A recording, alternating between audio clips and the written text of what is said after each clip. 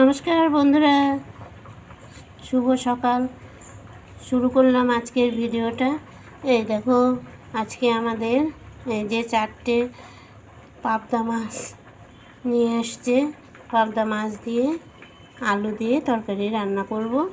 আর এই যে মাছ বাজার থেকেই কেটে নিয়ে আসছে। এখন আমি এটা পরিষ্কার করে ধুয়ে নেব। তো মাছ 4টেই আমাদের হয়ে যাবে।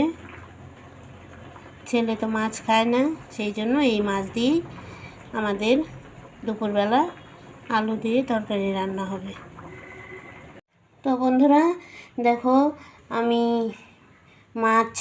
মাছের ঝোল আলু দিয়ে রান্না করলাম। আর এই যে এখানে শাক ভাজা, আর এটা বাঁধাকপি ঘন্ট, আর এখানে আছে চাটনি, আমসত্ত্ব চাটনি খেজুর দিয়ে করেছি। তো আজকে একটু রান্নার চাপ ছিল, সেই জন্য তোমাদের সঙ্গে আর কিছু রান্না শেয়ার করতে পারিনি। তো এই দেখো, মাছের ঝোল আলু দিয়ে হয়ে গেছে। পাবদা মাছ, তোমাদের তো মাছ আনার সঙ্গে সঙ্গে দেখিয়েছি। তো ছেলে তো মাছ খায় না, সেই জন্য ছেলের জন্য আবার মুসুরির ডাল করতে হলো। মুসুরির ডালটা বসিয়েছি, আর ভাতটা এখনও হয়নি, ভাত বসিয়েছি। তো ঘন্ট আর শাক ভাজা দিয়ে খাবে ছেলে। আর মাছ, যেহেতু অনেক দিন পর পর মাছ নিয়ে আসে আমাদের, সেই জন্য ওর বাবা আর আমি অনেক দিন পর পর ইচ্ছে করলে তাই মাছ খাই। তো আজকে 4টে পাবদা মাছ নিয়ে এসেছে।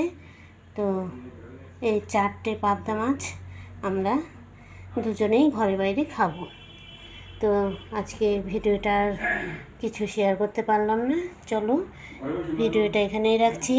তোমরা ভালো থেকো, সুস্থ থেকো, আবার দেখা হবে। টাটা।